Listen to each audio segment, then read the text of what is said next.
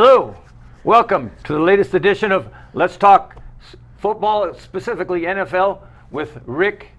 I'm Rick. Jack, welcome, sir. Welcome. Today we're so fortunate. We have a special guest, Mr. Bobby Singer. Pleasure.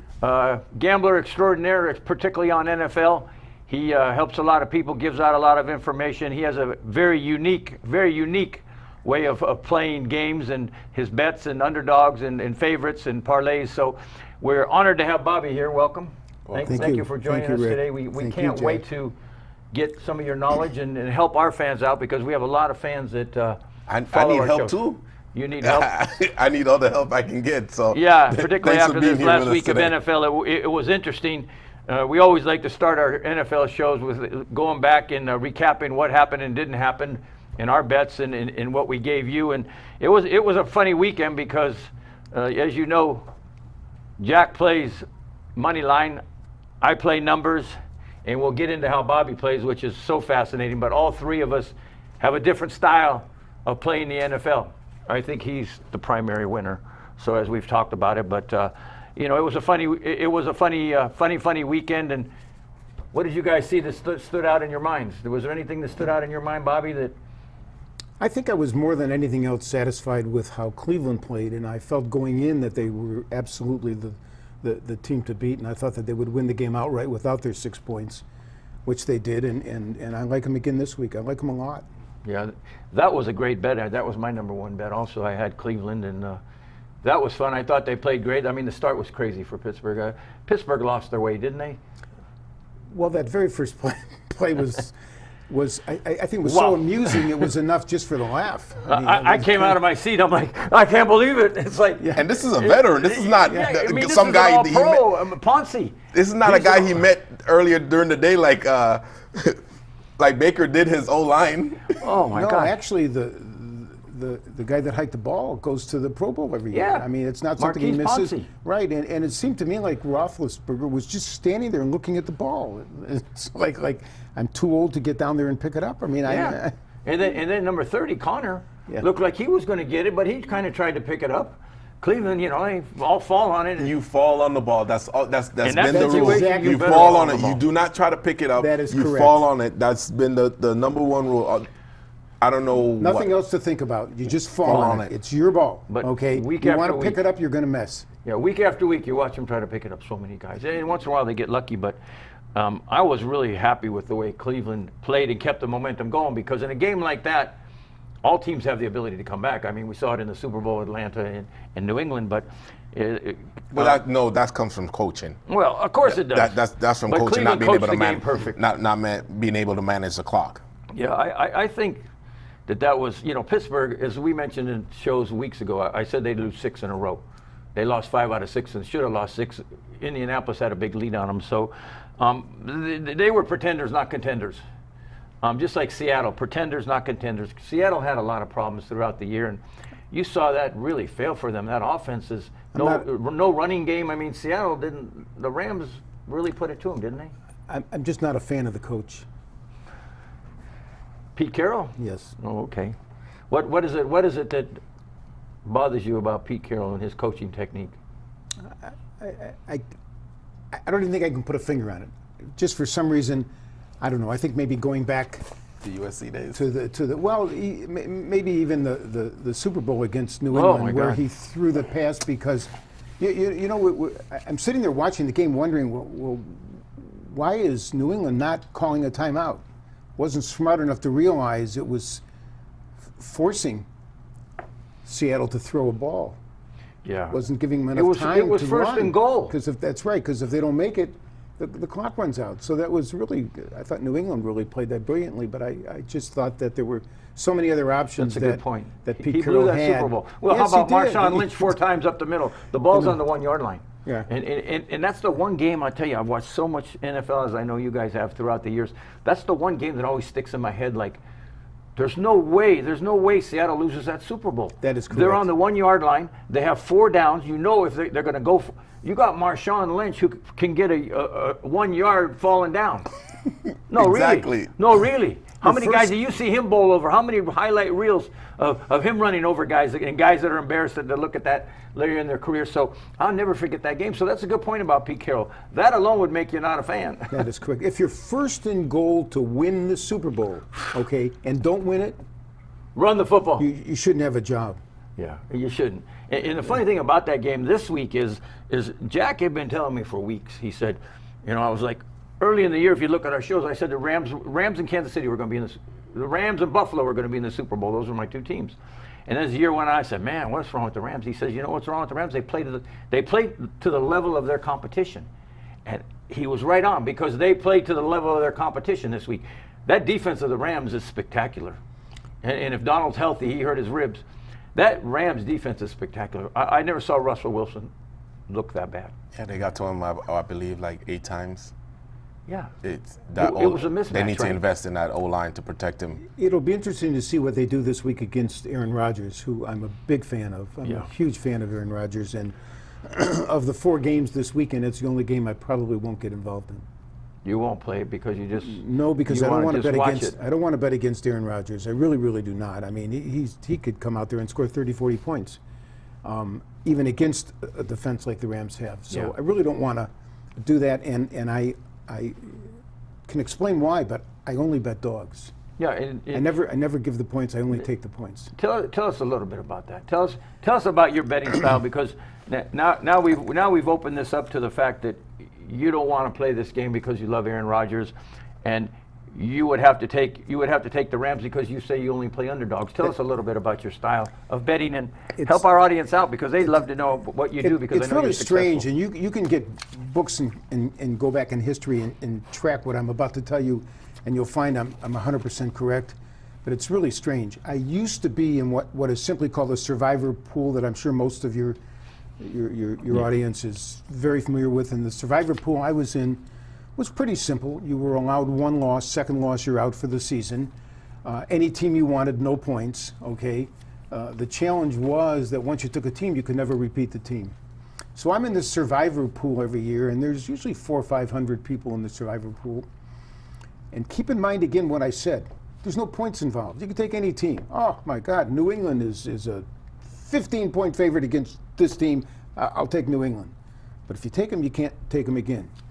But what I noticed was year after year after year, and I did this for, I can't even tell you how many years, probably 15 years, ending about 5 years ago, I would notice that at the end of maybe the 3rd week, the 400 players that were involved were down to like 50 guys. Yeah. And you're taking teams without points. What was happening was the underdogs were winning outright, without points, causing this a mountain of people to end up like this, and now you have a shot. So much so that I started taking 2 entries every year, and then 3, and 4, and then 5, and it really ultimately did me no good whatsoever. Yeah. But I noticed that the dogs were winning. So about 4 years ago, I started this where, believe it or not, and I'm not an insane person, I bet every single NFL game, no exceptions, every single game.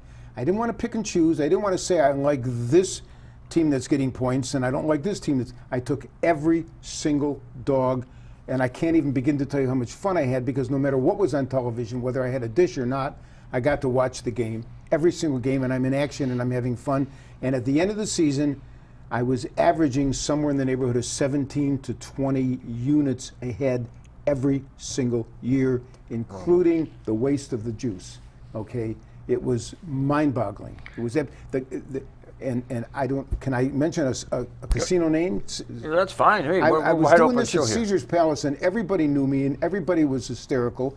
And they would see me come in on Monday, Tuesday mornings with all my tickets, okay? And week after week, it was the same thing. I think you really can't count this year, because this year was weird because of the pandemic and the fact that there was fans. no audience, and that changes the adrenaline, and it changes how the point makers are really making the games, and so forth. But it was just an absolutely incredible experience. I had so much fun doing this, and I don't want to sound like an idiot, but it wasn't necessarily for the money. Although I made a profit every year, it was really I was just having fun winning the units. Explain to our audience what you mean by units. And of course, by dogs, he means underdogs. A lot of people, you're all gamblers, so you pretty much know it and watch our show. But by dogs, he means underdogs. And by units, what do you mean? A win is a unit. A win is a unit. A loss is a unit.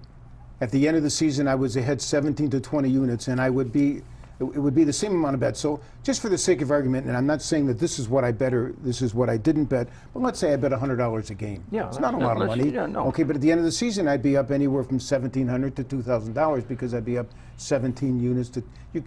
If you could go back and get the line from every single game over every year, that's not hard to do. You can do it on the internet. Of course. Okay, and you'll find that what I'm telling you is exactly how it went down.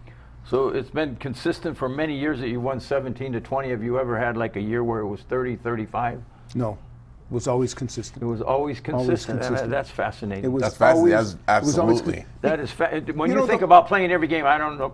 You could again do the math how many NFL games there are in a 17-week period. But when you are ahead 17. You know, you I can mean, try that's to consistent and that's good. That means you're going to make 1,700, to 2,000 every It year. all depends on how much you bet. Yeah, you Yeah. can try to get as cute as you want. I mean, you can sit there and analyze all the games and the teams and everything else, and people spend hours and hours and hours doing their homework to decide who they're going to bet on for the weekend. I didn't think about anything. I went down the line and took Wow. the points on every single game. No thought about And- injuries or anything else. You just No, bet the game. but I did something else, and all it did was amplify the fun that I was having. And that what I did was, I made all my bets on Tuesday morning, and the reason I did that is because I would come in on Saturday morning and check the lines, and wherever I had a potential middle because of the 5-6 days that were in between the two bets, I would make the middle. So now I have, I'm taking the points and giving the points, playing just for the middle, and at the end of the season. It's not that you hit that many middles, but in relationship to the cost and the success when you do hit it, there was no comparison. It was worthy of the effort. Wow. How was your success this year? I'm ahead, but very little. And I believe that it more than anything else, I think it has to do with the fact that there's no adrenaline. So when they're making the points, I think the players maybe don't necessarily take that into consideration. And again, keep in mind, when these point makers make the points for the games, they're not betting on how they think the game is going to come out. They're betting on how they think the people are going to bet. Right. They're setting a line based on how they think people are going to bet. Yeah. If let's say, whatever sport it is, it's a team in New York playing a team in Salt Lake City, where's most of the money going to be? New York. New York. Because people bet on their team. Yeah. Okay, and so the line is not how they think the game's going to end up. The line is how they think the bets can be even, because that's where the money is. Yeah. Do you think not having fans this season made a big difference? In the Yeah. line making? Yes. 100% yes. Absolutely. I think that the lines were somewhere in the middle between no adrenaline and a lot of adrenaline. That's really an interesting point. Well, because you have to sway the bettor, Yeah. and the bettor can't adjust after he's been making plays on football for 20 years. And how can he adjust in his mind the fact that now there's no crowd? Yeah. Was the line based on what was going to be, or the fact that there is no adrenaline at all? Interesting. What is your style? Playing NFL games, how do you do it? Or do you bet favorite teams? Do you play with your heart? You play with your mind? You study it? What do you do? I know you're a big fantasy football player. What do you do, Jack? I stay away from my heart, because my heart. That's not true. I Bet the Jets every week, and if you bet the underdog on the Jets, you did really well this year. This guy made a bet with me. I'm going to tell you quickly. So he's a Jets and a Giants fan, and I told him, listen, let's make a bet. Case of beer, whatever it was. Is Jack from New York? Yes. Yes. See what So I I just said- got done saying? so I said See to what him- I just got done I saying? said to him, Point proven. collectively, yeah, these guys play with their heart. They love their teams. I know a lot of New Yorkers that love their teams. Win or lose, I'm different. Win or lose, I'll go to some other team. But I will promise you, in my entire life, I never made a bet against the Detroit Red Wings. yeah, see. Anyways, My he team. bet me. I bet him that the Buffalo Bills singly would win more games than those two teams put together. Of course, I won easily. The Buffalo Bills blew it away. But it's funny because, so you do play with your heart. So go on. No, I don't bet with my heart. You don't bet with- I'll pick a team. Obviously pick my You team made to a win. bet against me with your heart. What are you talking about? True. When it comes to money like that, but I also I'm the one that's looking at injuries. Are they gonna run? Is the O line? Who has a better O line? I'll bet with the quarterback that has a better O line, because then they'll run the ball and they'll throw the ball. Like, I'm thinking all of this, and then I make the bet, and then I don't cover. So it's like at times. So, but your way, I like it. I may adopt it. I like it, and we were so fortunate to meet Bobby by chance. And Bobby is a famous guy out there for many reasons. But we met him in a restaurant by chance, and we become incredible friends. And I wanted to have him on the show, and his knowledge is second to none. The man is very, very talented when it comes to sports and some of the other things that he's involved in, his investments.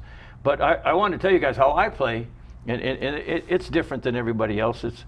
I'll look at the 16 games every week, and I'll take 3 to 5 games that in my mind are a sure thing.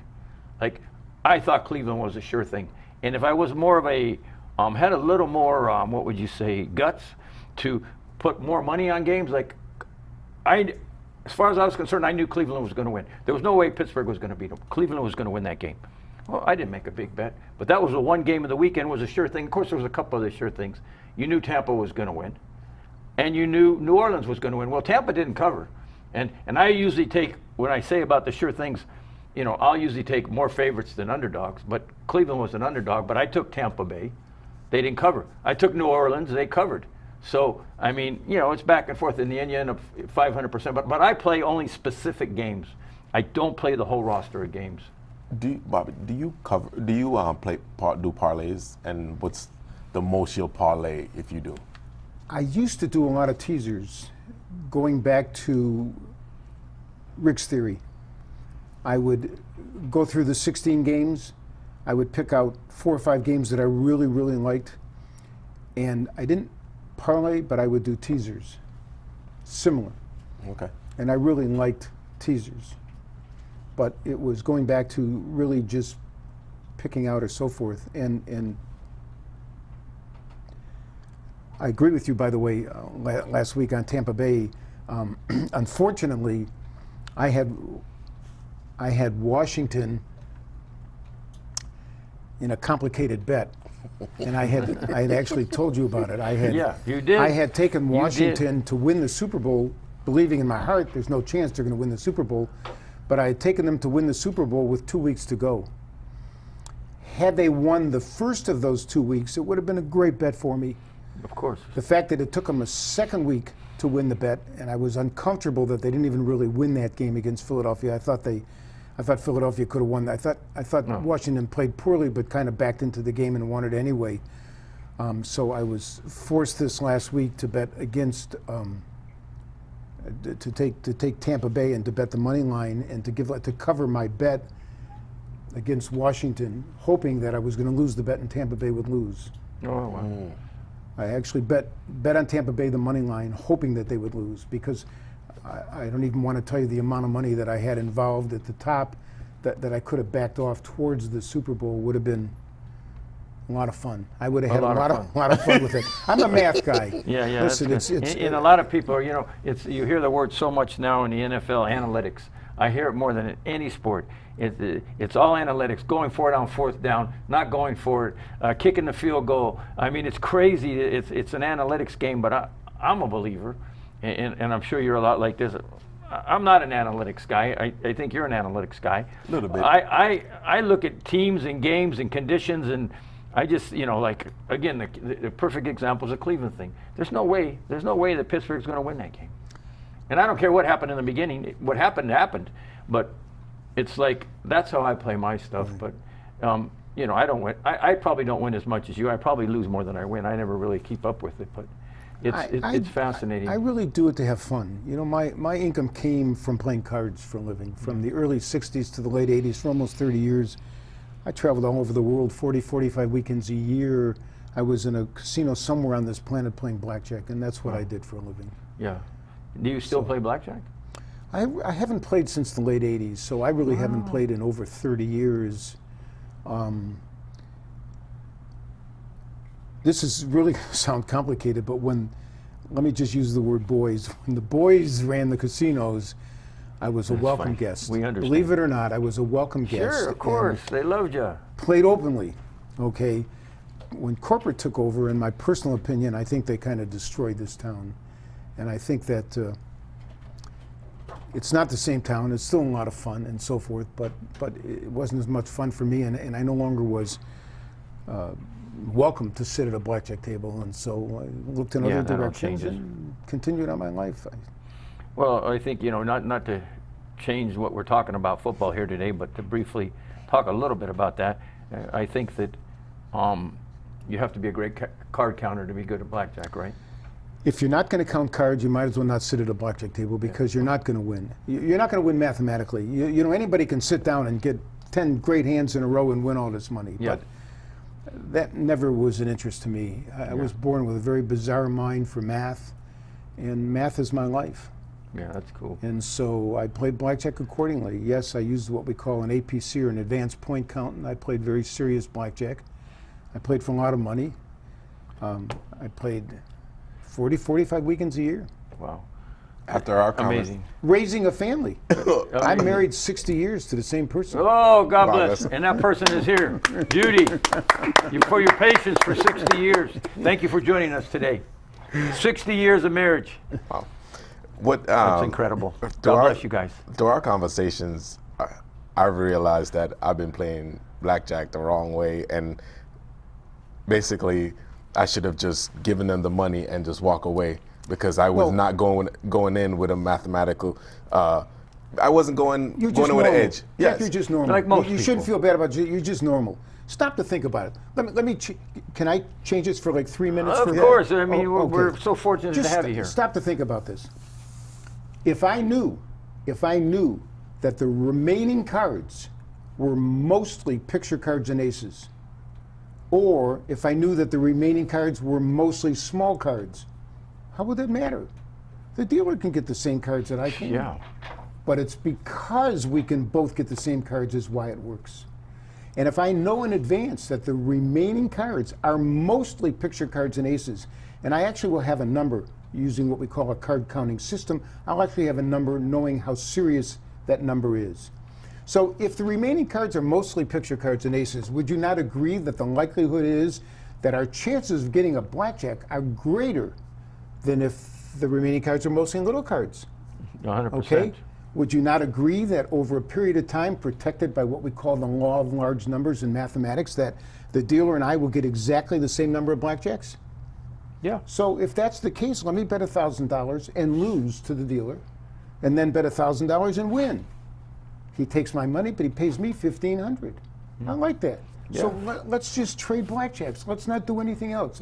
You win one, still gonna and then beat I him. win one. I get 50% more than you. And not only do I not really lose 100%, which we'll get into some other time because of what we call insurance and the card counting determining whether or not you should take insurance, not for any other reason, but because of a number, period. End of story. Now, how often do you see somebody, they double down on 10 and 11 all day long, and they get all these little cards, and they lose Often. 2 bets, okay? Because this is what was remaining, all the little cards. But if you knew that they were mostly picture cards and aces, every time you double down, you win your money. So you know when to double down, because the remaining cards, if they're mostly picture cards and aces, favor the player dramatically for trading blackjacks, for making double downs, for the dealer breaking more often when we both have break hands. Large cards cause him to break. Little cards cause him to make his hand. So little cards only favor the house, and large cards only favor the dealer. We can get the same cards, but the dealer can't double down. The dealer doesn't get paid extra on blackjack, and I can go on and on and on. So there's a reason we count cards. It's not because we can get the same cards. It's because we can get the same cards. Yeah, you know what's coming out. So let me ask you a quick question. How did the shoe and 6 decks change that? You can still count cards on, say it didn't change it? Or? It didn't, no, because what confuses people is they think card counting means memorizing all the cards. I may have that capacity, but that's not what we do. It's mathematical to determine the imbalance of the remaining cards. It'll have a number. That number determines whether or not we have a plus or a minus. Plus meaning rich and high cards, minus meaning rich and low cards. So it's math. It has nothing to do with it. Now, whoa, my God, it's not one deck, it's 6. One, you can't play in this town anymore anyway No, you because they can't. pay 6 to 5. Right. I'm not there to get paid $1.20 when I Exactly. can get paid $1.50. You gotta play the 6 So you deck. can't do. So you play a 6-deck shoe, and what we do is we have a running count, which we then transfer to what we call a true count, based on the remaining number of half decks. So it sounds complicated. Fascinating, fascinating. We're going to have Bobby back on it for another show just to talk about blackjack. I know there's a lot of blackjack players out there. I've been a fan of blackjack my whole life. I thought I could make a living at it, and I did not. So, anyways, I would have liked to. I love the game. I know you love the game, but let's get back to the NFL and let's talk about how we're going to bet these games this week. Yeah, let's give out some winners. Let's give out some winners. Last week Sunday was a great day. I mean, I had a 100% day. Saturday was not so good, but Sunday was great. And let's start with you. And which game you want to talk about first, Jack? Let's talk about Green Bay. Rams? Let's get that one out the way with the Rams. It's -7 for the Packers. I like the Packers with this one. Yeah, and the frozen tundra. I don't It's think tough for a I don't think the team. Rams are going to be able to keep up with this level of competition. I agree with you. I think first of all, I think it's down to 6.5, but I agree with you. I couldn't possibly bet against Aaron Rodgers. It's just. And I mean, you talk about mathematics of it. Aaron Rodgers he's happy, and when he's happy, watch out. He's out there playing, having fun, smiling, having fun with the referees and the players. So, I'm also going to go with Green Bay. So that's pretty much a lock for all of us. We're going to be on Green Bay. So we got that. Let's go on to Buffalo. -2.5 against Baltimore. Baltimore's a hot football team. They looked really good after that start where they were down 10-0. They came roaring back. What do you guys think? Personally, I like the over. I like the over, and I also like Baltimore. I'm a big fan of Jackson. Yeah, he's great. What a star. Jackson and he looked Mahomes are my two unbelievable. favorite quarterbacks. Yeah, I mean, I what's could not watch to them. like? They're both incredible. I like the Ravens in this one. I'm agreeing with you. Yeah, I go with the Ravens too. And I think that's down to 2. Oh, okay. So I'll also go with the Ravens, but the reason I'll go with the Ravens is not Jackson. The reason I'll go with the Ravens is their defense. I think that they're going to slow Allen down. I think that the Buffalo doesn't have a great running game. They got that kid Singletary. I don't. The kid Moss is out. He got hurt. The rookie from Utah, he's out of the game. They don't have a good backup. Singletary is the only running back. They're going to shut down. They're going to shut down that running game, and then they're going to come. Then they're going to put pressure on Allen. So I believe Baltimore's But going to win that Allen game. runs too, right? So Yeah, he runs okay. I mean, okay, he runs, but he doesn't run like Jackson. I mean, Jackson won that game almost single-handedly offensively. But I believe, and I agree with you guys, but I believe Baltimore's going to win. They're going to win it with defense. So I'm in agreement, but I think they're going to win it differently than with Jackson's legs and arm. He'll be fine, but it'll be their defense that'll win that game for him. okay, the game I want to see this week is Browns at Chiefs. -10 for the Chiefs. I don't think that they're going to cover the 10 points. I don't either. And how can you not be a fan of Mahomes? He's just mind-boggling, incredible to watch. He's just so much fun. But I don't think last weekend was an accident. I think Cleveland was awesome, and I think they're going to continue to be. I believe that Kansas City wins by 13 or more. I'm definitely going to go with Kansas City. I think that they're the hot team. They're well rested. Andy Reid, you don't give him 2 weeks to prepare for you. That's my opinion. Andy Reid knows everything about Cleveland. He watched that game. And one thing that I know that he knows about Cleveland is that they have horrible, horrible cornerbacks. Those guys are horrible. And Pittsburgh picked on them all day long. And you watch. They're going to be picking on them. Kansas City's coming after them with the pass. And I believe Kansas City wins that game easily. We're in agreement on that. All right, Bucks against the Saints. At the Saints, -3.5. Yeah, and I think that's down to 3. But it's a moot point. The bottom line is you got 2 old guys pitching against each other. Two pretty good old guys. Yeah, it's going to be fun to watch, and I could never, ever go against Brady, especially getting points. I mean... Yeah. He's been there so many times, and there's nothing. I guarantee you, right now, on his mind is the fact that wouldn't this be incredible that they didn't want to pick me up last year after another Super Bowl, okay? And here I am at another team. I want to win this thing. I just want to win this thing. Yeah, and you know that's his mindset.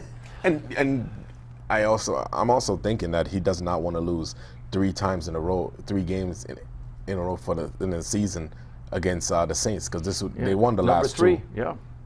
He's not going to let that happen again. Yeah. So you like the Bucks?